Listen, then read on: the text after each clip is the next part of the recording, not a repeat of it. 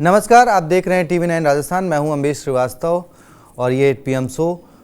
आज बात करेंगे मदन दिलावर, जो कि राजस्थान के शिक्षा मंत्री हैं। भजनलाल सरकार में जब 2023 में भजनलाल सरकार बनी तो इनको शिक्षा मंत्री बनाया गया। शिक्षा मंत्री हैं, प्रदेश की शिक्षा के स्तर का देखरेख करना इनकी जिम्मेदारी है, कैसी शिक्षा व्यवस्था हो, क्या कुछ हो। लेकिन उनके जो बयान हैं वो आए दिन CM भजनलाल के लिए कहा जाए तो मुश्किल खड़ी करते रहे हैं। चाहे फिर वो राजकुमार राउत को लेकर उनका बयान रहा हो, फिर चाहे वो एक स्कूल में जाके वहाँ पर बुरके पर उनका बयान रहा हो, या फिर नमाज को लेकर उनके बयान रहे हों। अब हालिया उनका बयान जो उन्होंने दिया वो था टीचर्स को लेकर। उसमें पुरुष टीचर्स भी थे, महिला टीचर्स भी थीं। उनका कहना है कि भाई जो शिक्षक ड्रिंक करके स्कूल आते हैं तो उनका एक तो उन्होंने सीख दी, वो खैर अच्छी बात है कि ड्रिंक करके आप स्कूल ही तो क्या, अब शिक्षक हैं, कहीं पर भी ऐसे नहीं होना चाहिए। लेकिन उन्होंने महिला टीचर्स को लेकर जो बोला वो थोड़ा सा विवादित बयान उनका गया, जिसके बाद उन्होंने सफाई भी दी। खैर उन्होंने सफाई क्या दी वो भी अभी आपको सुनवाएंगे। उनका कहना है कि टीचर्स जो है अर्धनग्न होकर ऑफिस आती हैं, ऐसा उनका एक कोड है कमेंट करते हुए। तो खैर उन्होंने क्या कुछ कहा था वो आप खुद उनके बयान से सुन लीजिएगा, जो भी उन्होंने विवादित टिप्पणी करी। जिसके बाद तो अब सवाल है कि क्या टीचर्स के लिए भी ड्रेस कोड वो डिसाइड करने वाले हैं, क्योंकि इससे पहले आपको याद होगा जब वो हिजाब वाला एक विवाद उठा था कि हिजाब पहन के उसमें जो जयपुर के विधायक हैं हवा महल से बाल मुकुंद आचार्य, वो भी उसमें कूद पड़े थे। तो उसके बाद अब ये तो क्या, अब जो छात्र हैं, जो स्टूडेंट्स हैं, उनके साथ साथ टीचर्स का भी ड्रेस कोड राजस्थान में डिसाइड होगा, या कहें लागू होगा, या टीचर्स अब जो है एक ड्रेस कोड में राजस्थान में आपको दिखने वाले हैं। तो अब मदन दिलावर जी के बड़बोले बयान, और क्या ये बैकफायर होगा? बैकफायर क्यों होगा? क्योंकि देखिए राजस्थान में 7 सीटों के विधानसभा चुनाव हैं, तारीखों का ऐलान हो चुका है। और दोनों ही दल, कांग्रेस और बीजेपी भले ही एक सीट है उनके खाते की, लेकिन उनका पूरा जोर है कि वो जो 2023 के बाद से जो विधानसभा चुनाव हारे हैं या लोकसभा चुनाव हारे हैं, तो उसकी भरपाई जो है वो इस विधानसभा चुनाव से पूरी कर ली जाए। तो देखिए आप तस्वीरों में देख रहे हैं किरोड़ी लाल मीणा भी हैं, राजकुमार राउत हैं, टीकाराम जूली। अब टीकाराम जूली ने क्या कुछ कहा है वो आपको बताएंगे। जैसा मैंने पहले ही कहा कि CM भजनलाल शर्मा इनके बयानों की वजह से मुसीबत में फंस रहे हैं। और एक तस्वीर मैंने लगाई है, शैडो है ये, इसमें आप एक स्कूल की शैडो है, सामने बच्चे बैठे हुए हैं और शिक्षिका की तस्वीर है, तो वो मैंने एक शैडो के तौर पे लगाई है, क्योंकि स्कूल शिक्षा मंत्री हैं और स्कूल से ही जुड़ा हुआ विवाद है, तो इसलिए एक तस्वीर वो भी है। तो इन सब बातों पर चर्चा करेंगे अपने senior executive producer Pushkar Chauhan sir से। लेकिन उससे पहले सबसे पहले आपको वो बयान सुनवाते हैं मदन दिलावर जी के। तो वो पहले बयान और उसके बाद फिर कुछ सवाल हैं, और सवालों के बाद फिर चर्चा। हम अर्धनग्न होकर के स्कूल में जाते हैं। कई बहनों को देखता हूँ जो अच्छे कपड़े नहीं पहनती, पूरा शरीर दिखा करके और स्कूल में जाती है। तुम्हारी बच्चियों पर बच्चों को उसका अच्छा संस्कार नहीं होता, यानी कुसंस्कार बनता। इसलिए उनको सोचना चाहिए कि मैं शिक्षिका हूं या मैं शिक्षक हूं, हमको कैसा पहनावा पहनना चाहिए, क्या खाना चाहिए। कई मैं शिक्षक बहनों और भाइयों को देखता हूं क्यों विमल गुटखा खा के जाते हैं, बच्चों पर क्या प्रभाव पड़ेगा, गलत असर पड़ेगा। कई अध्यापक बिल्कुल ऐसे तंगे खाते खाते झुकते झापते स्कूल जाते हैं, बच्चे क्या सोचेंगे। दारू पीना अच्छा रहता है, माठ साहब की गुरुजी भी पी के आते हैं। जो इस प्रकार का कृत्य करता है जिससे कुसंस्कार मिलते हैं, वो शिक्षक नहीं, हमारे जो होनहार बालक बालिकाएं हैं उनके दुश्मन है, दुश्मन। उनको शिक्षक कहना पाप। अर्धनग्न मैंने शब्द उपयोग नहीं किया, मैंने कम कपड़े पहन कहते हैं, ऐसा लगता है जैसे अर्धनग्न है, ठीक है। मैंने ये नहीं कहा अर्धनग्न आते हैं। उसके पीछे भाव क्या क्या कहना चाहते हैं? मैं भाव ये कहना चाहता हूँ कि अपन अच्छा पहन के आएंगे और सच बोलेंगे। मैं 3-4 बातें कही थी, मैं आपको पूरा सुना देता हूँ। तो परिवार में भी रहता है, और कुछ घंटे जैसे 7-8 घंटे वो विद्यालय में रहता है। तो माँ बाप को भी उनके सामने अपने आप को आदर्श के रूप में प्रस्तुत करना पड़ेगा और शिक्षकों को भी अपने आप को बच्चों के सामने आदर्श के रूप में प्रस्तुत करना पड़ेगा ताकि वो संस्कार ले सके। कोई शिक्षक लेट आता है और वो कोई जब उनसे पूछता है तुम कितने बजे आए तो साहब सही समय आओ, तो बच्चे तो देख रहे हैं, उनको लगता है कि झूठ बोलने से बचाव हो जाता है। ऐसे ही हमारी यदि दृष्टि ठीक नहीं है तो बच्चे सब देखते हैं। हमारा बोलचाल ठीक नहीं, व्यवहार ठीक नहीं, यदि बच्चों के सामने हम लड़ाई झगड़ा करते हैं या फिर हम हमारा वस्त्र ठीक पहन के नहीं आते, कम पहन के आते हैं, जैसे ऐसा लगे कि जैसे आधे कपड़े पहने हुए हैं, आधा बदन दिख रहा है, तो उससे बच्चों पर संस्कार नहीं पड़ेंगे। अपने आप को संस्कार देने के लिए अपने आप को आदर्श के रूप में प्रस्तुत करना पड़ेगा। तो देखिए, आपने खुद सुना उनका पहला बयान भी और उनका दूसरा बयान भी कि उन्होंने क्या कुछ बोला। अब उनके शब्दों को तो मैं विवादित ही कहूँगा, बाकी उन्होंने वो जो शब्द कोट किए हैं उन्होंने खुद ही पहले क्या बोला और बाद में तो आप लोगों ने सुन ही लिया। खैर, अब उनके इस बयान के बाद जो टीकाराम जूली हैं, नेता प्रतिपक्ष हैं, उन्होंने एक अपने सोशल मीडिया पोस्ट पर एक लिखा है और उन्होंने सीधा उनका इस्तीफा तक की मांग कर दी है। तो ये टीकाराम जूली जी का पोस्ट है। खैर, अब ये पूरा विवाद हो गया। अब चलिए कुछ सवाल हैं, तो पहले सवालों पे आते हैं और फिर अपने senior executive producer Pushkar Chauhan sir के पास कुछ सवालों के साथ, उन्हीं सवालों के साथ चलेंगे और जवाब जानेंगे। टीचरों के लिए भी क्या मंत्री मदन दिलावर लाने वाले हैं ड्रेस कोड? पहला सवाल। दूसरा सवाल कि टीचरों के लिए भी क्या मंत्री मदन दिलावर लाने वाले हैं, वही सवाल, पहला सवाल। खैर, मंत्री मदन दिलावर क्या बयानों से बढ़ा रहे सीएम भजन लाल की मुश्किल? दूसरा सवाल। तो चलिए, दो सवाल, दोनों बड़े अहम सवाल। चलिए सीधे अपने executive producer, senior executive producer Pushkar Chauhan sir के पास और बताएं सर कि क्या ये बयान। नहीं, देखिए, कभी कभी जब आप पूरा बयान उनका सुनेंगे वो उसमें बड़ी अच्छी बात कह रहे थे, लेकिन वही है कि मदन दिलावर जी जो हैं इस समय थोड़ा विवादों में ज़्यादा है।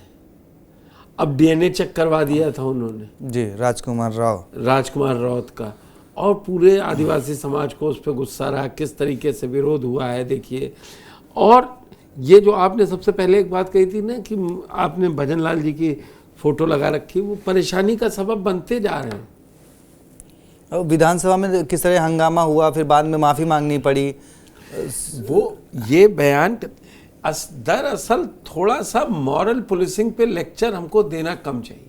किसी को सरकार है, अगर आपको लग रहा है ये गलत हो रहा है तो जाइए कैबिनेट में पास करवाइए, लेके आइए कि क्या पहन के आएगा, क्या खाएगा, क्या नहीं।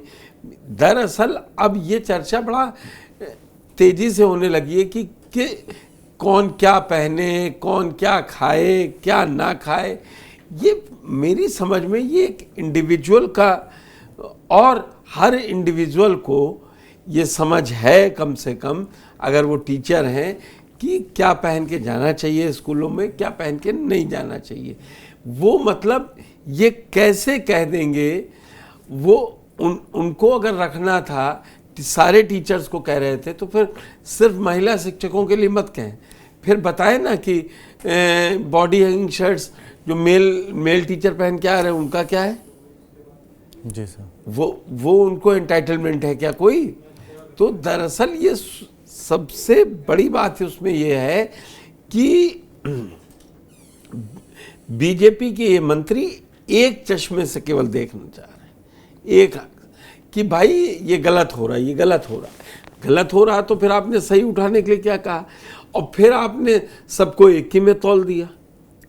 उसमें ऐसा थोड़ी ना है कि कई एक मैसेज चला गया, लोग ये चर्चा कर रहे हैं, नहीं यार वहाँ तो टीचर ऐसे कपड़े पहनते हैं, कोई रोकी टोक नहीं है। मतलब जो बाहर बैठा व्यक्ति है वो क्या समझेगा? तो दरअसल ये छवि भी एक केवल प्रदेश सरकार की नहीं, राज्य सरकार की नहीं कि हम बात करें, ये बाहर विदेशों में बड़े बड़े पैमाने पे सोचिए, बड़े स्तर पे सोचिए कि ये आप एक गलत स्टेटमेंट वो कोट करेंगे कि आप महिलाओं की ड्रेस कोड डिसाइड कर रहे हैं, जो आपने सवाल पूछा। ऐसा तो नहीं करने जा रही सरकार। और दरअसल मदन दिलावर जी ने ये कोई पहला कांड नहीं है किया मंत्री रहते, और पुराने नेता हैं, पिछली बार चुनाव शायद हार गए थे जी 2018 में, लेकिन अभी 2023 में जीत गए हैं, आपको मंत्री बनाया गया है। आप उस चीज़ की अहमियत और गरिमा बनाए रखें, उससे ही काम चलेगा। और दरअसल जो आपने ये उपचुनाव से रिलेटेड पूछा, तो देखिए आजकल सोशल मीडिया है, क्या चीज़ कब कितनी वायरल हो जाएगी किसी को मालूम नहीं पड़ पाता है। और अम्बेश, मैं इसीलिए कहता हूँ कि कम से कम एक खबर ये भी चली थी कि आपकी भजनलाल जी जब 1 साल पूरा हो जाएगा, क्योंकि अभी तो तैयारी में जुट रहे हैं, 2 महीने से कम का टाइम बचा है, तो वो कुछ लोगों को चाह रहे थे कि जैसी खबरें आ रही थी केंद्रीय आलाकमान से कह के 1-2 विभाग बदल सकते हैं, मंत्रियों को अंदर बाहर किया जा सकता है। लेकिन फिलहाल तो मदन दिलावर जी ने एक नई बहस छुड़वा दी है कि क्या मिनिस्टर हैं आप तो आपको मॉरल पुलिसिंग का अधिकार आ गया है, और अगर आपको लगता है गलत पहन रहे हैं, गलत जा रहे हैं सारे टीचर, आपको कुछ बोलना चाहिए, फिर आपको सफाई क्यों देनी पड़ी? जी सर, एक मतलब अब चाहे वो अकबर वाला मामला रहा, अकबर महान की महाराणा प्रताप महान, फिर राजकुमार, तो अब आप बतौर शिक्षा मंत्री अगर आपको लगता है कि चेंजेस करने हैं तो आप उनको विधानसभा सदन के प्लेटफॉर्म में रखिए, ना कि आप सड़क पर रखिए। आप मंत्री हैं तो आप कैबिनेट में रखिए, ना कि उनको सड़क पर रखे उन पे चर्चा करवाएंगे। खैर, तो सर इसका वही इम्पैक्ट क्या जो बैकफायर, मुझे लगता है कि कभी कभी बहुत छोटे मुद्दे होते हैं बड़े बन जाते हैं।